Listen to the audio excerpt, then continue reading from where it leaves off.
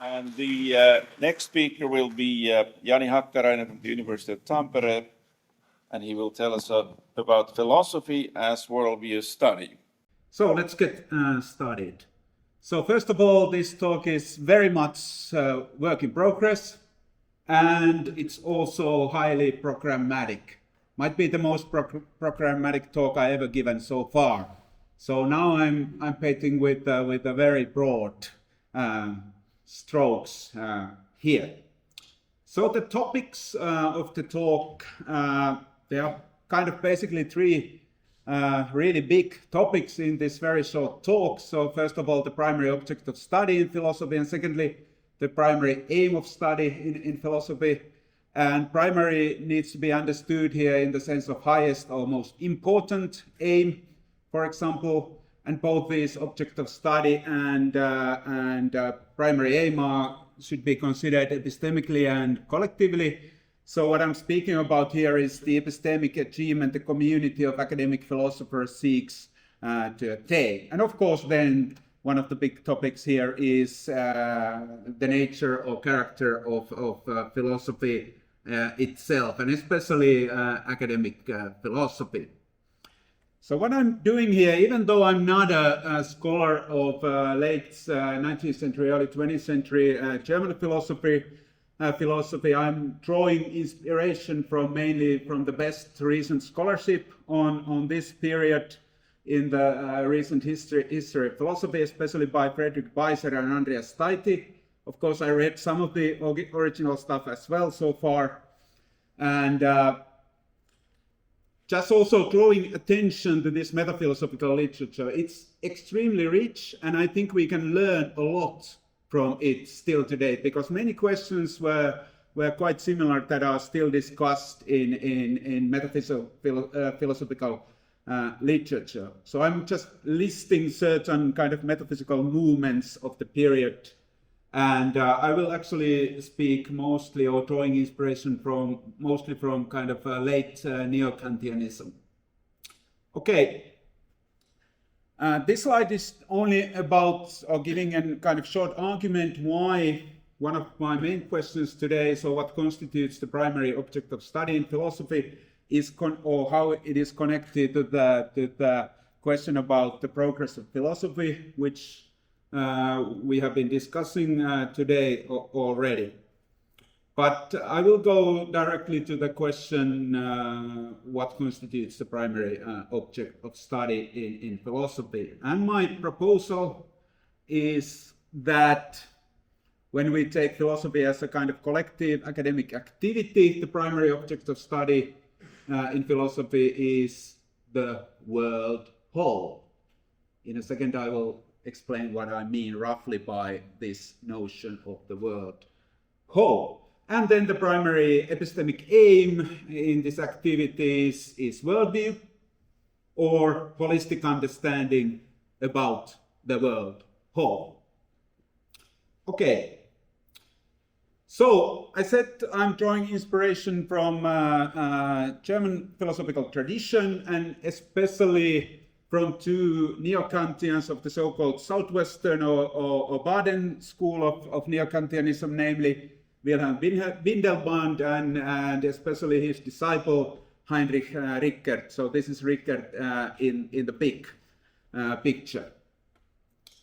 So according to Rickert, especially in his latest works in the early 30s, the world whole, Weltganze in German, comprises reality, Wirklichkeit, and values, Werte. So if I understand correctly, Rickert kind of understands reality in a kind of Kantian fashion, consisting of both physical and psychological entities. But for him, the kind of crucial question in philosophy in general lies in understanding the relationship between reality, such considered, and values, Werte, or more precisely, the relation between reality and the validity or compellingness, Geltung in German, of meaning configurations, Sinngebilde, for example, values. But I think we don't need to go over this actually quite difficult details about Rickert's view about what these meaning configurations are and how they relate to reality. The main thing is that I think he has a good insight that this is a very crucial philosophical question. What is the relationship between reality and values? But as I'm not a Kantian philosopher, I propose a different concept of the world whole than Rickert. I'm just drawing inspiration from him here. So I suggest that the notion of the world whole covers first being, everything that is. But not only that, but also anything that is meaningful, at least to us human beings. And this meaningful might be part of being, or it might not. But at least it must be something that in some loose sense at least appears to us human beings. So we can talk about it. We know what, at least we have some grip of what we are talking about when we are talking about meaningful, but perhaps non-existing things. And of course, the position of the human being is part of this world whole, as we are part of the world whole. And it is naturally also meaningful to us as human beings. And I use the concept of meaning in a broad sense. So not meaning only linguistic meaning, for example, but to cover at least the following: linguistic meaning, aesthetic meaning, existentially meaningful, for example, meaning and value of life, values, different kinds of validity, also kind of validity of inferences in logic, and all kinds of normative matters, whatever they turn out to be, and whatever normative in more precise terms means. But the kind of really broad suggestion here is that the notion of world whole covers both being and then what is meaningful in this very broad sense. And of course here I don't take any position on where the boundary between being and non-existing but appearing and meaningful lies. Plausibly some of what is meaningful is part of being. Because the relationship, as we can learn from Rickert, the relation between meaningful things and being is a central philosophical problem, and this is of course a metaphilosophical talk, so I even ought not to try to give you an answer on this question, which I consider central to philosophy as a research activity.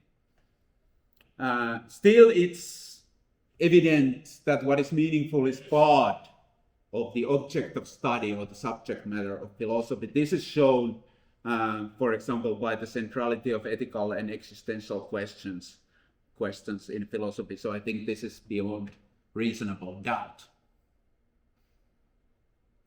Strongly put, but still I believe that. Okay.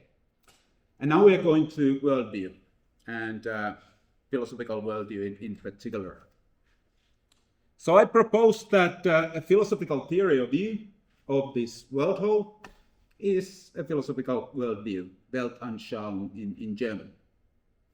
And here is again inspiration from Windelband and Rickert, who also, as a kind of a bit of side note perhaps here, criticized the philosopher of life, Wilhelm Windelband, in the top picture, because Windelband suggested in his perhaps the last writing actually that philosophy is the expression of a human being's worldview and eventually life and particular historical situation. Whereas Rickert argues against Windelband that worldview is rather the aim of philosophy. It's something that philosopher tries to build rather than express the philosopher's life and worldview. And by the way, this is also part of the late 19th century, early 20th century German metaphilosophical debate. Was the debate or the discussion whether philosophy is science, Wissenschaft, or worldview, Weltanschauung. And Dilthey is more of the view that it's actually a worldview, whereas, if I understand Rickert correctly, he proposes that, okay, it's actually in a way both. So he's trying to kind of also overcome this distinction in I think what seems to be a quite fruitful manner. But anyway, it was a long, big debate whether philosophy is science or worldview. And actually, Steiti proposes that this is one of the historical roots of the divide between so-called analytic and continental philosophy. It was the divide behind the famous Davos debate between Cassirer, a neo-Kantian, and Heidegger, who was more like a philosopher of life at that point. But that's just a kind of a historical note. So there are also these. This is also, I think, quite important for understanding the recent history of philosophy, and also the divide between so-called analytic and continental philosophy. But let's go back to the main business. So I propose that a philosophical theory or view of the world whole is a philosophical world view. And of course, it's obvious that for a single philosopher like me, the world whole is by far too vast an object of study.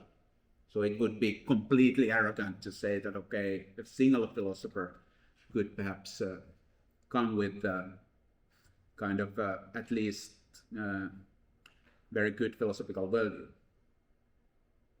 So instead, I suggest that the worldview is ideally and ultimately constructed by the diverse scientific community of philosophers, or the academic community, working together in accordance with the scientific division of labor, piece by piece, step by step, over a long period of time, taking also the life, including human life, in all its different manifestations into account as far as possible, using scientific methods in plural, in cooperation with special and social scientists and humanities. So in other terms, philosophy is primarily the pursuit of holistic understanding of the world whole. And here I'm taking the notion of holistic understanding from recent epistemology of understanding. And very roughly, what holistic understanding is, it is an epistemic achievement about a system, structure, or body of information. Not only that, but also grasping how the elements of this system, structure, body of information fit together and are related in a proper manner. So from more like a natural science context, you can take, for example, evolution, so the evolution itself, or theory of evolution, as something, if that can be at least in principle, and I hope it has been also understood holistically, at least by the biologists. But in philosophy, philosophy is not restricted to what biology studies. For example, in philosophy, I suggest the primary aim is then holistic understanding about how everything hangs together in the world whole. So philosophy is therefore characterized by this worldview nature. And of course, this is an ideal. As expected, philosophy has thus far produced several philosophical worldviews over the millennia. I don't know when and where philosophy started, but it happened before the pre-Socratics, that's for sure. And likely this will happen in the future as well, even though I'm open to the possibility that perhaps one day we will have the philosophical worldview, but I'm a bit skeptical about that. And this gives philosophy a distinctive character. It's distinct from the special and social sciences and humanities because they always study a restricted, specific part of the world whole. So biology, for example, roughly studies living beings. And even when these special sciences, and even if you count social sciences and humanities, even when they are considered collectively, they cannot study the world whole because it goes beyond the joint scope. For example, metaphysical questions, normative philosophical questions, the relationship between being and meaning, it seems to me that they clearly go beyond even the joint scope of special sciences, social sciences, humanities. But philosophy, at least in principle, has no such limitations regarding its subject matter or object of study. So it can consider the world whole in principle, at least. Of course, it's extremely difficult. Okay, I will skip this because this is also kind of historical note. Just before I finish, I would like to remark that, okay, somebody might start to think that whether I'm making philosophy an art or perhaps even worse, religion, but I think I'm not doing that. Even though, if I understood correctly, there's been conceptualizations of art and religion as worldviews as well, and I'm not against that. That's fine by me. But it seems to me that philosophy is not, or this doesn't make philosophy an art or religion, because academic philosophy is a scientific research endeavor. As I said, this is something that we do together using scientific methods, whatever they are.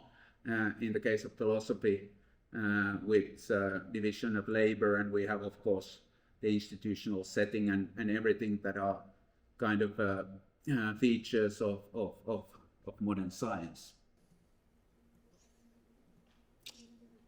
Okay, so with that note, I thank you for your attention.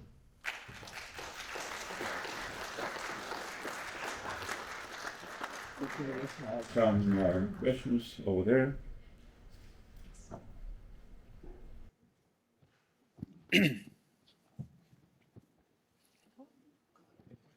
Hi, thank you for a very interesting talk. So I just wanted to push back on the idea that other sciences are not trying to understand the entire world.